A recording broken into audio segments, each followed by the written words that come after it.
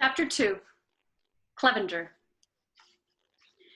In a way, the CID man was pretty lucky because outside the hospital, the war was still going on. Men went mad and were rewarded with medals. All over the world, boys on every side of the bomb line were laying down their lives for what they had been told was their country, and no one seemed to mind, least of all the boys who were laying down their young lives. There was no end in sight.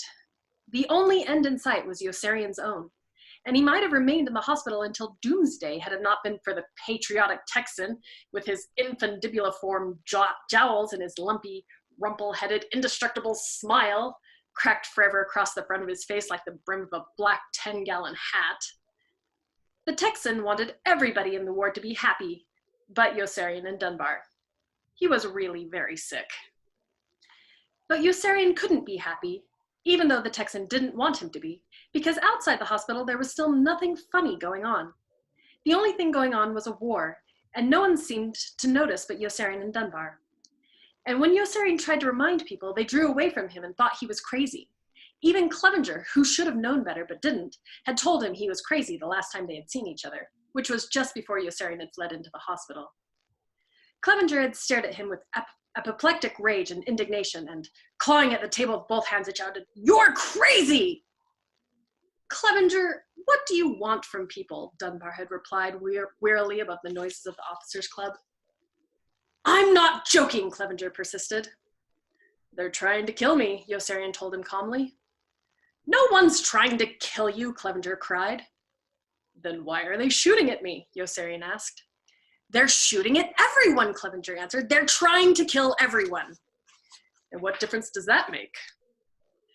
Clevenger was already on the way, half out of his chair with emotion, his eyes moist and his lips quivering and pale. As always occurred when he quarreled over principles in which he believed passionately, he would end up gasping furiously for air and blinking back bitter tears of conviction. There were many principles in which Clevenger believed passionately.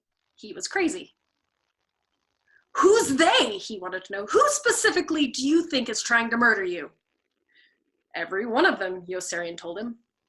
"Every one of whom?" "Every one of whom do you think?" "I haven't any idea." "Then how do you know they aren't?" "Because," Clevenger sputtered and turned speechless with frustration. Clevenger really thought he was right, but Yossarian had proof, because strangers he didn't know shot at him with cannons every time he flew up into the air to drop bombs on them, and it wasn't funny at all. And if that wasn't funny, there were lots of things that weren't even funnier.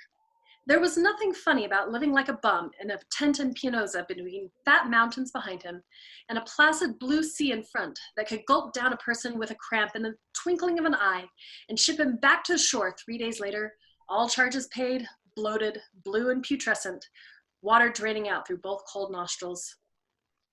The tent he lived in stood right smack up against the wall of the shallow, dull-colored forest separating his own squadron from Dunbar's. Immediately alongside was the abandoned railroad ditch that carried the pipe that carried the aviation gasoline down to the fuel trucks at the airfield. Thanks to Orr, his roommate, it was the most luxurious tent in the squadron.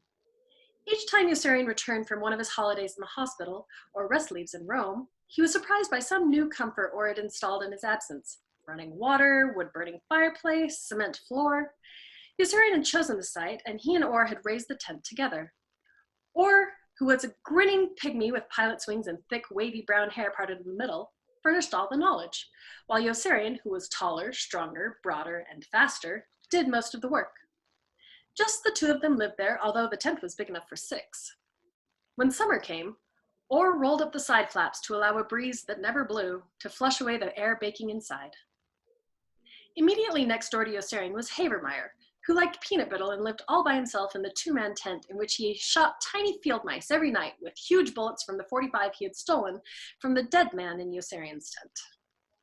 On the other side of Havermeyer stood the tent McWatt no longer shared with Clevenger, who had still not returned when Yossarian came out of the hospital. McWatt shared his tent now with Nately, who was away in Rome, courting the sleepy whore he had fallen so deeply in love with there, who was bored with her work, and bored with him too. McWatt was crazy. He was a pilot and flew his plane as low as he dared over Yossarian's tent as often as he could, just to see how much he could frighten him, and loved to go buzzing with a wild, close roar over the wooden raft floating on empty oil drums, out past the sandbar at the immaculate white beach where the men went swimming naked. Sharing a tent with a man who was crazy wasn't easy, but Nately didn't care. He was crazy too, and had gone every free day to work on the officers' club that Yossarian had not helped build. Actually, there were many officers' clubs that Yossarian had not helped build, but he was proudest of the one in Pianosa. It was a sturdy and complex monument to his powers of determination. Yossarian never went there to help until it was finished. Then he went there often, so pleased was he with the large, fine, rambling, shingled building. It was truly a splendid structure, and Yossarian throbbed with a mighty sense of accomplishment each time he gazed at it and reflected that none of the work that had gone into it was his. There were 4 of them seated together at a table in the officers' club the last time he and Clevenger had called each other crazy. They were seated in back near the crap table on which Appleby always managed to win. Appleby was as good at shooting crap as he was at playing ping pong, and he was as good at playing ping pong as he was at everything else. Everything Appleby did, he did well. Appleby was a fair-haired boy from Iowa who believed in God, motherhood, and the American way of life, without ever thinking about any of them, and everybody who knew him liked him. "I hate that son of a bitch," Yossarian growled. The argument with Clevenger had begun a few minutes earlier when Yossarian had been unable to find a machine gun. It was a busy night. The bar was busy, the crap table was busy, the ping pong table was busy. The people Yossarian wanted to machine gun were busy at the bar, singing sentimental old favorites that nobody else ever tired of. Instead of machine gunning them, he brought his heel down hard on the ping pong ball that came rolling toward him off the paddle of one of the 2 officers playing. "That Yossarian," the 2 officers laughed, shaking their heads, and got another ball from the box on the shelf. "That Yossarian answered them. "Yossarian," Nately whispered cautioningly. "You see what I mean?" asked Clevenger. The officers laughed again when they heard Yossarian mimicking them. "That Yossarian," they said more loudly. "That Yossarian echoed. "Yossarian, please," Nately pleaded. "You see what I mean?" asked Clevenger. "He has antisocial aggression." "Oh, shut up," Dunbar told Clevenger. Dunbar liked Clevenger because Clevenger annoyed him and made the time go slow. "Appleby isn't even here," Clevenger pointed out triumphantly to Yossarian. "Who said anything about Appleby?" Yossarian wanted to know. "Colonel Cathcart isn't here either." "Who said anything about Colonel Cathcart?" "What son of a bitch do you hate then?" "What son of a bitch is here?" "I'm not going to argue with you," Clevenger decided. "You don't know who you hate." "Whoever's trying to poison me," Yossarian told him. "Nobody's trying to poison you." "They poisoned my food twice, didn't they? Didn't they put poison in my food during Ferrara and during the great big siege of Bologna?" "They put poison in everybody's food," Clevenger explained. "And what difference does that make?" "And it wasn't even poison," Clevenger cried heatedly, growing more emphatic as he grew more confused. As far back as Yossarian could recall, he explained to Clevenger with a patient smile, somebody was always hatching a plot to kill him. There were people who cared for him and people who didn't. And those who didn't hated him and were out to get him. They hated him because he was a Syrian. But they couldn't touch him, he told Clevenger, because he had a sound mind and a pure body and was as strong as an ox.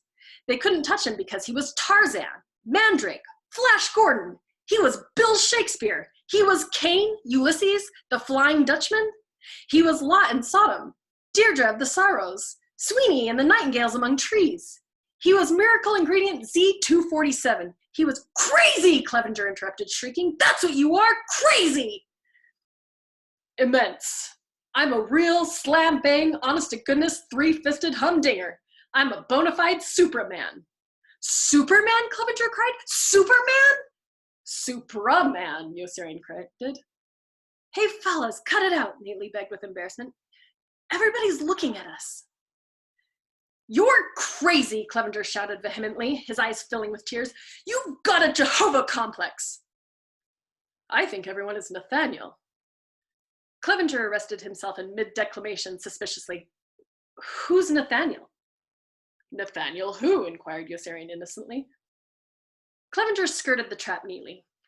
"You think everybody is Jehovah. You're no better than Raskolnikov." Who? Yes, Raskolnikov who? Raskolnikov who, I mean it, who felt he could justify killing an old woman. No better then? Yes, justify, that's right, with an axe, and I can prove it to you.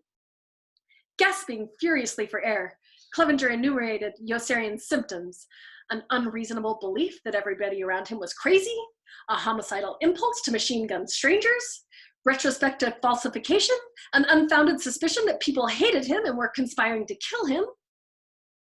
But Yossarian knew he was right because, as he explained to Clevenger, to the best of his knowledge, he had never been wrong. Everywhere he looked was a nut, and it was all a sensible young gentleman like himself could do to maintain his perspective amid so much madness. And it was urgent that he did, for he knew his life was in peril.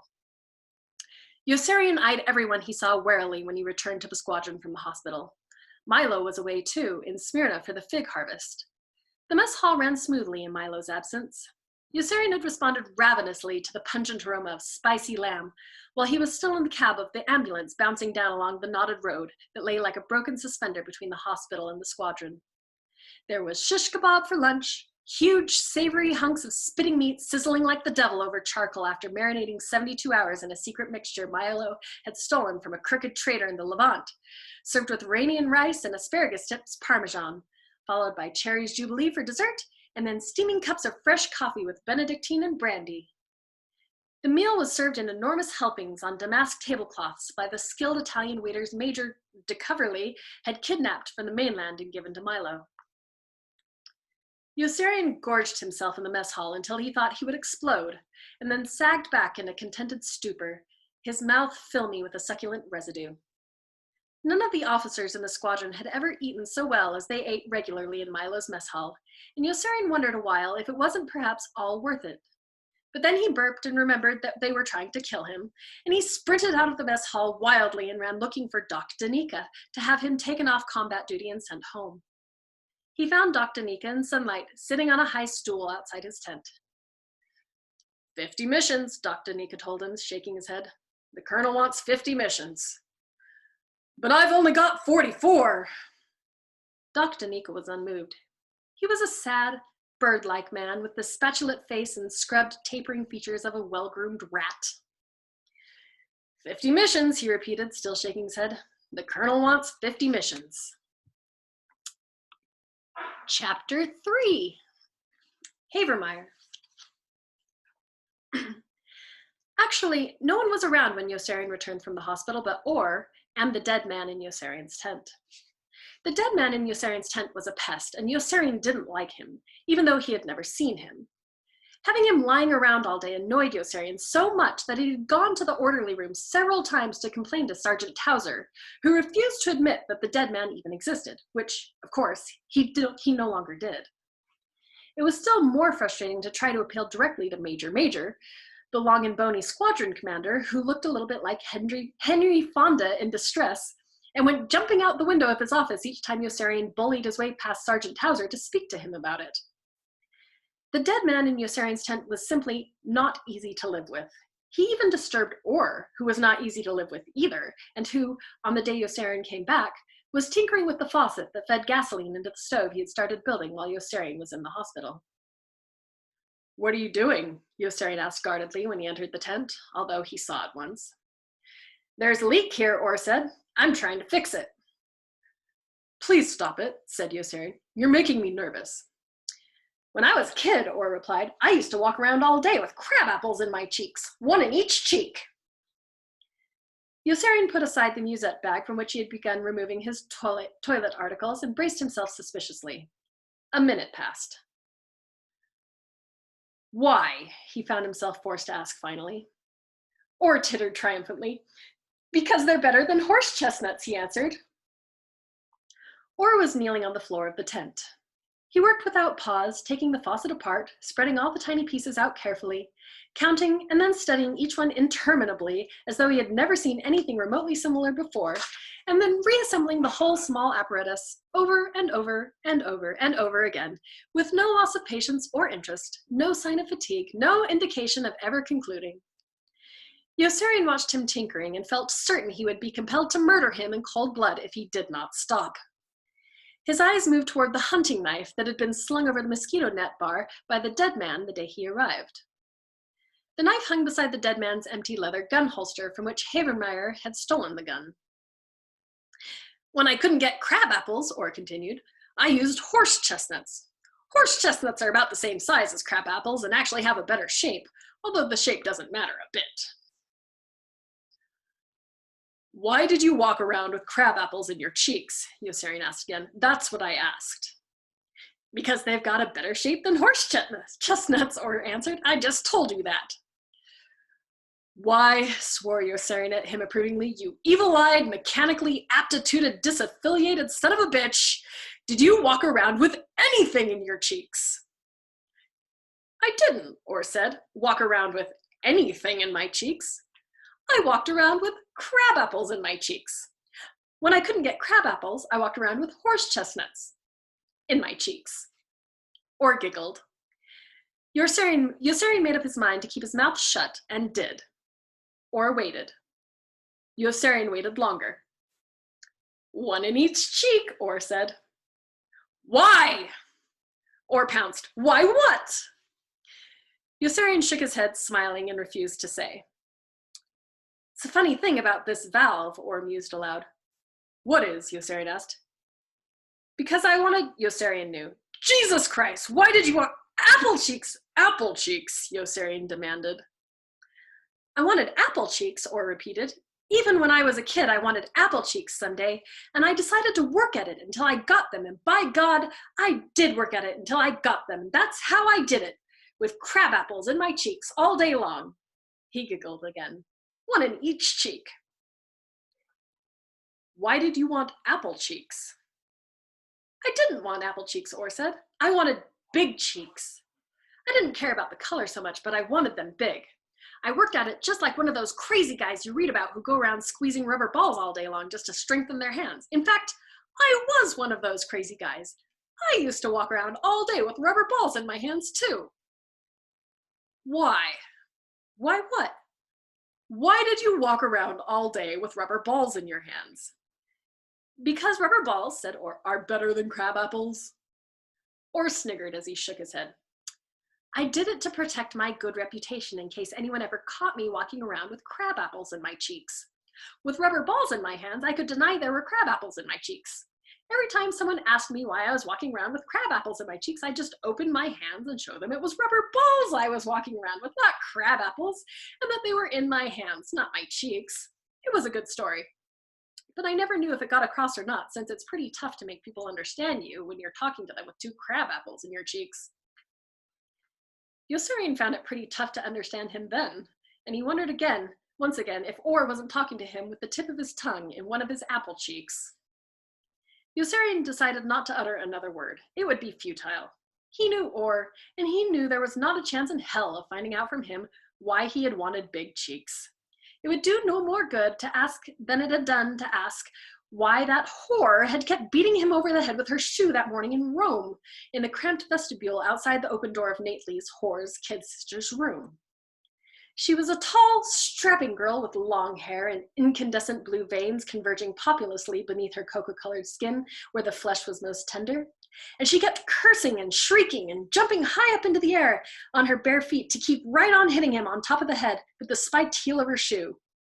They were both naked and raising a rumpus that brought everyone in the apartment into the hall to watch. Each couple in a bedroom doorway, all of them naked except the aproned and sweatered old woman who clucked reprovingly, and the lecherous, dissipated old man who cackled aloud hilariously through the whole episode with a kind of avid and superior glee. The girl shrieked and Orr giggled. Each time she landed with the heel of her shoe, Orr giggled louder, infuriating her still further so that she flew up still higher into the air for another shot at his noodle, her wondrously full breasts soaring all over the place like billowing pennants in a strong wind, and her buttocks and strong thighs shim-sham shimmying this way and that way like some horrifying bonanza. She shrieked, and Orr giggled right up to the time she shrieked and knocked him cold with a good solid crack on the temple that made him stop giggling and send him off to the hospital in a stretcher with a hole in his head that wasn't very deep and a very mild concussion that kept him out of combat only 12 days. Nobody could find out what happened, not even the cackling old man and clucking old woman, who were in a position to find out everything that happened in the vast and endless brothel with its multitudinous bedrooms on facing sides of the narrow hallways, going off in opposite directions from the spacious sitting room with its shaded windows and single lamp. Every time she met Orr after that, she'd hoist her skirts up over her tight white elastic panties and, jeering coarsely, bulge her firm round belly out at him, cursing him contemptuously, and then roaring with husky laughter as she saw him giggle fearfully and take refuge behind Yossarian. Whatever he had done or tried to do or failed to do behind the closed door of Nately's whore's kid sister's room was still a secret. The girl wouldn't tell Nately's whore or any of the other whores or Nately or Yossarian. Or might tell, but Yossarian had decided not to utter another word. Do you want to know why I wanted big cheeks? Orr asked. Yossarian kept his mouth shut. Do you remember, Orr said, that time in Rome when that girl who can't stand you kept hitting me over the head with the heel of her shoe? Do you want to know why she was hitting me? It was still impossible to imagine what he could have done to make her angry enough to hammer him over the head 15 or 20 minutes, yet not angry enough to pick him up by the ankles and dash his brains out. She was certainly tall enough, and Orr was certainly short enough. Orr had buck teeth and bulging eyes to go with his big cheeks, and was even smaller than young Hoople, who lived on the wrong side of the railroad tracks in the tent in the administration area, in which Hungry Joe lay screaming in his sleep every night. The administration area in which Hungry Joe had pitched his tent by mistake lay in the center of the squadron between the ditch, with its rusted railroad tracks, and the tilted black bituminous road. The men could pick up girls along the road if they promised to take them where they wanted to go. Buxom, young, homely, grinning girls with missing teeth whom they could drive off the road and lie down in the wild grass with, and Yossarian did whenever he could, which was not nearly as often as Hungry Joe, who could get a jeep but couldn't drive, begged him to try. The tents of the enlisted men in the squadron stood on the other side of the road alongside the open-air movie theater in which, for the daily amusement of the dying, ignorant armies clashed by night on a collapsible screen into which another USO troop came that same afternoon. The USO troops were sent by General P.P. Peckham, who had moved his headquarters up to Rome and had nothing better to do while he schemed against General Dreedel. General Peckham was a general with whom neatness definitely counted. He was a spry, suave, and very precise general who knew the circumference of the equator and always wrote enhanced when he meant increased. He was a prick, and no one knew this better than General Dreedel, who was incensed by General Peckham's recent directive requiring all tents in the Mediterranean theater of operations to be pitched along parallel lines with entrances facing back proudly toward the Washington Monument. To General Dreedel, who ran a fighting outfit, it seemed a lot of crap. Furthermore, it was none of General Peckham's goddamn business how the tents in General Dreedel's wing were pitched. There then followed a hectic jurisdictional dispute between these overlords that was decided in General Dreedel's favor by ex-PFC Wintergreen, mail clerk at 27th Air Force Headquarters. Wintergreen determined the outcome by throwing all communications from General Peckham into the wastebasket. He found them too prolix. General Dreedel's views, expressed in less pretentious literary style, pleased ex-PFC Wintergreen and were sped along by him in zealous observance of regulations. General Dreedel was victorious by default. To regain whatever status he had lost, General Peckham began sending out more USO troops than he had ever sent out before, and assigned to Colonel Cargill himself the responsibility of generating enough enthusiasm for them. But there was no enthusiasm in Yossarian's group. In Yossarian's group, there was only a mounting number of enlisted men and officers who found their way solemnly to Sergeant Towser several times a day to ask if the orders sending them home had come in. They were men who had finished their 50 missions. There were more of them now than when Yossarian had gone into the hospital, and they were still waiting.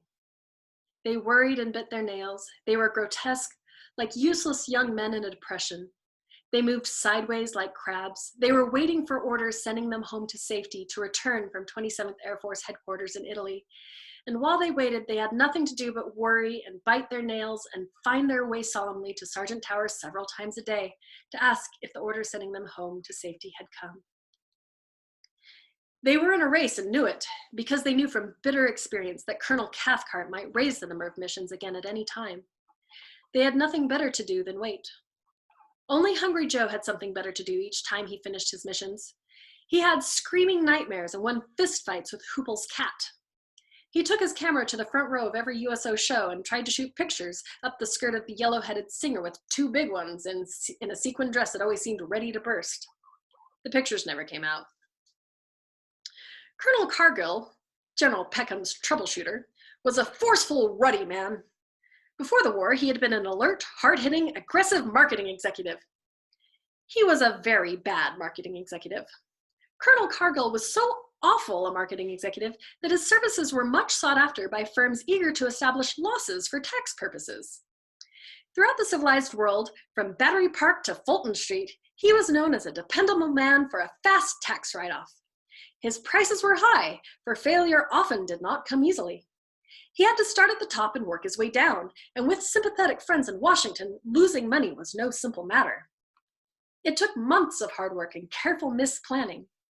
A person misplaced, disorganized, miscalculated, overlooked everything, and opened up every loophole, and just when he thought he had made it, the government gave him a lake or a forest or an oil field and spoiled everything. Even with such handicaps, Colonel Cargill could be relied on to run the most prosperous enterprise into the ground. He was a self-made man who owed his lack of success to nobody. "Men," Colonel Cargill began in Yossarian's squadron, measuring his pauses carefully, "you're American officers. The officers of no other army in the world can make that statement. Think about it." Sergeant Knight thought about it, and then politely informed Colonel Cargill that he was addressing the enlisted men, and that the officers were to be found waiting for him on the other side of the squadron. Colonel Cargill thanked him crisply and glowed with self-satisfaction as he strode across the area. It made him proud to observe that 29 months in the service had not blunted his genius for ineptitude. "Men," he began his address to the officers, measuring his pauses carefully, "you're American officers. The officers of no other army in the world can make that statement. Think about it." He waited a moment to permit them to think about it. "These people are your guests," he shouted suddenly. "They've traveled over 3,000 miles to entertain you. How are they going to feel if nobody wants to go out and watch them? What's going to happen to their morale? Now, men, it's no skin off my behind, but that girl that wants to play the accordion for you today is old enough to be a mother. How would you feel if your own mother traveled over 3,000 miles to play the accordion for some troops who didn't want to watch her? How is that kid, whose mother that accordion player is old enough to be, going to feel when he grows up and learns about it? We all know the answer to that one. Now, men, don't misunderstand me. This is all voluntary, of course. I'd be the last colonel in the world to order you to go to that USO show and have a good time. But I want every one of you who isn't sick enough to be in the hospital to go to that USO show right now and have a good time. And that's an order." Yossarian did feel almost sick enough to go back into the hospital, and he felt even sicker 3 combat missions later when Doc Danica still shook his melancholy head and refused to ground him. "You think you've got troubles?" Doc Danica rebuked him grievingly. "What about me? I lived on peanuts for 8 years while I learned how to be a doctor. After the peanuts, I lived on chicken feed in my own office until I could build up a practice decent enough to even pay expenses. Then, just as the shop was finally starting to show a profit, they drafted me. I don't know what you're complaining about." Doc Danica was Yossarian's friend and would do just about nothing in his power to help him. Yossarian listened very carefully as Doc Danica told him about Colonel Cathcart at Group, who wanted to be a general, about General Dreedle at Wing and General Dreedle's nurse, and about all the other generals at 27th Air Force headquarters, who insisted on only 40 missions as a completed tour of duty. "Why don't you just smile and make the best of it," he advised Yossarian glumly. "Be like Havermeyer." Yossarian shuddered at the suggestion.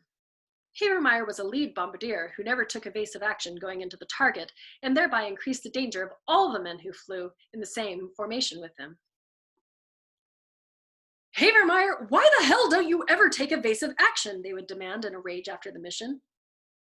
Hey, you leave Captain Havermeyer alone, Colonel Cathcart would order. He's the best damned bombardier we've got. Havermeyer grinned and nodded and tried to explain how he dum-dummed the bullets with a hunting knife before he fired them at the field mice in his tent every night.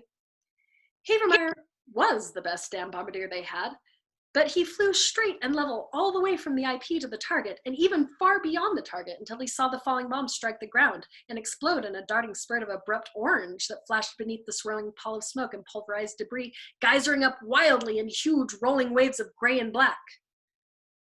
Havermeyer held mortal men rigid in 6 planes as steady and still as sitting ducks while he followed the bombs all the way down through the plexiglass nose with deep interest and gave the German gunners below all the time they needed to set their sights and take their aim and pull their triggers or lanyards or switches or whatever the hell they did pull when they wanted to kill people they didn't know. Havermeyer was a lead bombardier who never missed. Yossarian was a lead bombardier who had been demoted because he no longer gave a damn whether he missed or not. He had decided to live forever or die in the attempt, and his only mission each time he went up was to come down alive. The men had loved flying behind Yossarian, who used to come barreling in over the target from all directions and every height, climbing and diving and twisting and turning so steeply and sharply that it was all the pilots of the other 5 planes could do to stay in formation with him, leveling out only for the 2 or 3 seconds it took for the bombs to drop, and then zooming off again with an aching howl of engines and wrenching his flight through the air so violently as he wove his way through the filthy barrages of flak that the 6 planes were soon flung out all over the sky like prayers, each one a pushover for the German fighters, which was just fine with Yossarian, for there were no German fighters anymore, and he did not want any exploding planes near his when they exploded. Only when all the Sturm und Drang had been left far behind would he tip his flak helmet back wearily on his sweating head and stop barking directions to McWatt at the controls, who had nothing better to wonder about at the time like that than where the bombs had fallen.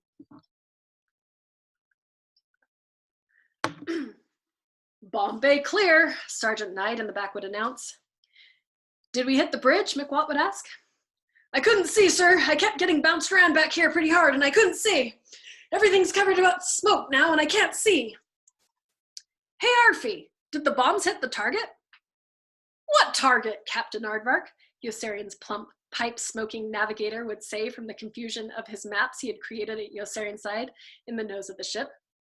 "I don't think we're at the target yet, are we?" "Yossarian, did the bombs hit the target?" "What bombs?" answered Yossarian, whose only concern had been the flak. "Oh, well," McWatt would sing, "what the hell?" Yossarian did not give a damn whether he hit the target or not, just as long as Havermeyer or one of the other lead bombardiers did, and they never had to go back. Every now and then someone grew angry enough at Havermeyer to throw a punch at him. "I said you men leave Captain Havermeyer alone," Colonel Cathcart warned them all angrily. "I said he's the best damned bombardier we've got, didn't I?" Havermeyer grinned at the colonel's intervention and shoved another piece of peanut brittle inside his face. Havermeyer had grown very proficient at shooting field mice at night with the gun he had stolen from the dead man in Yossarian's tent. His bait was a bar of candy, and he would pre-sight in the darkness as he sat waiting for the nibble, with a finger of his other hand inside a loop of the line he had run from the frame of his mosquito net to the chain of the unfrosted light bulb overhead.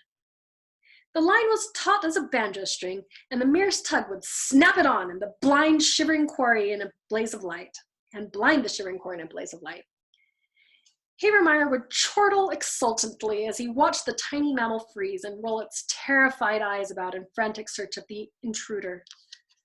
Havermeyer would wait until the eyes fell upon his own, and then he laughed aloud and pulled the trigger at the same time, showering the rank, furry body all over the tent with a reverberating crash and dispatching its timid soul back to his or her creator. Late one night, Havermeyer fired a shot at a mouse that brought Hungry Joe bolting out at him barefoot, ranting at the top of his screechy voice and emptying his own .45 into Havermeyer's tent as he came charging down one side of the ditch and up the other and vanished all at once inside one of the slit trenches that had appeared like magic beside every tent the morning after Milo Minderbinder had bombed the squadron. It was just before dawn during the great big siege of Bologna, when tongueless dead men peopled the night hours like living ghosts, and Hungry Joe was half out of his mind with anxiety because he had finished his missions again, and was not scheduled to fly. Hungry Joe was babbling incoherently when they fished him out from the dank bottom of the slit trench, babbling of snakes, rats, and spiders. The others flashed their searchlights down to make sure. There was nothing inside but a few inches of stagnant rainwater. "You see," cried Habermeyer, I told you he was crazy, didn't I?"